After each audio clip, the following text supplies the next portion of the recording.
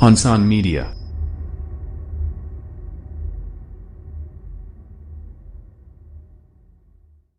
waan ku jeclahay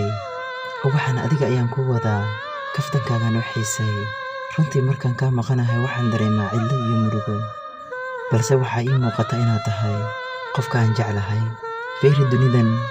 waxa ku nool 7 bilyan oo qofood qof kastana waxa uu leeyahay lamaan laakiinse anigu waxaan ku arkaa noloshayda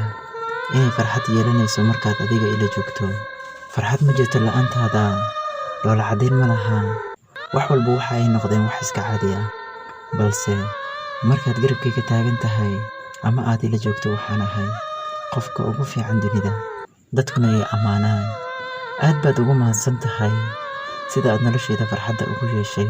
waxaa laga yaabaa inaan mararka qaar khaldamo waxaa laga yaabaa mararka qaar inaan xumaado waxaa laga yaabaa mararka qaar inaan ku dhibo si aysan ku dhibin dadka kale balse taasi macnaheedu ma ahan inaan anigu ahay qof xun ama inaan ku jeclayn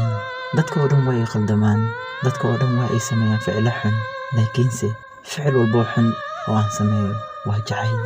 aamin ma ogtahay markaad noloshayda aad ku soo birtay